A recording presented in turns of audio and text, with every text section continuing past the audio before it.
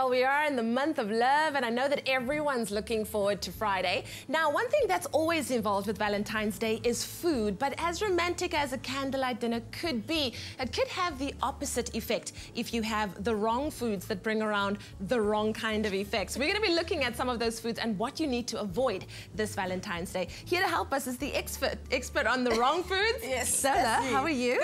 Good. I'm so happy that you're doing this because having the wrong food during a romantic dinner date is a mood killer. Yeah, of note, eh? Let's start with the first two. Okay, so garlic? Garlic and raw onion. Whoa. Now, the smell of raw garlic and raw onion lingers for longer than anyone can appreciate. Yeah. So just avoid. Okay. If you're planning on kissing anyone or anything, just don't. Exactly. Don't. You know what happens is if I see my date is having garlic, yes, I'll just order it as well. See, that's a misconception. I'm like, if we stink together, it's fine. No. Because the smell of your own garlic is fine, but when you smell someone else, it's still offensive. True. So that's not a rule. Just avoid it altogether. Okay. I see some green leafy stuff here. Parsley. Now, obviously, once you've eaten garlic, you're like, oh, reach for the parsley because it helps. Yeah. But parsley gets stuck in your teeth. Ooh. So does spinach. And you know, you're sitting across a dinner table from someone and they smile and they've got spinach in your teeth. Off-putting. You're not kissing that person. Totes at the end of that off-putting. night. Yes. All right. Okay, wings. So chicken wings. You know, anything that you have to pick up with your hands, ribs, chicken wings.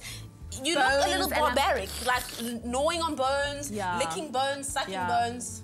Not romantic. There are a lot of guys that are like, man, I gotta go back to the drawing board now. Any other day, fine. But Valentine's Day, you're trying to be romantic, stay away. Okay. Chilies. Okay, so chilies aren't bad, but if you don't choose Valentine's Day to be adventurous about the amount of chili you're going to test out. So if you're a korma man, don't go and order vindaloo that night. Because when you start breaking out in hot sweats, you got the shakes, not hot. Good. Not wow. Hot. Exactly.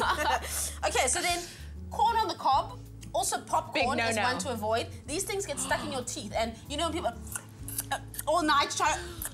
You look good. No, not hot. You've been there. There's nothing that. more unattractive as like trying to meander your way through this corn. And then as soon as you take it and you say something, corn all in your teeth. Dun, dun, dun. No. Not hot for Valentine's Day.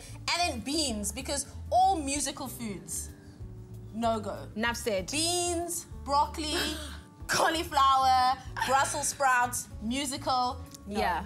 Okay, now I see my favorite is on the table there, and I'm wondering why. Is this also not allowed for Valentine's Day? This is not, unless you are Lady and the Tramp, and it's going to end in a romantic moment where you're sucking on the same spaghetti, and it's that type of romance. And it ends in a kiss. It ends in a kiss, and it's beautiful. No, because it'll end up on your chin, down your chest.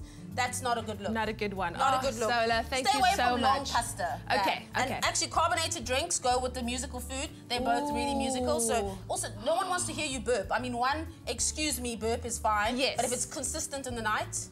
No. Wow. Well, I certainly hope this list of foods to avoid has helped you, because I know that there are a lot of guys who are planning dates and even girls, and you might have just incorporated some of this. Not a good thing. No, so replan. You've still got time. Oh, thank you for taking one for the team. Cool. Boom, right here.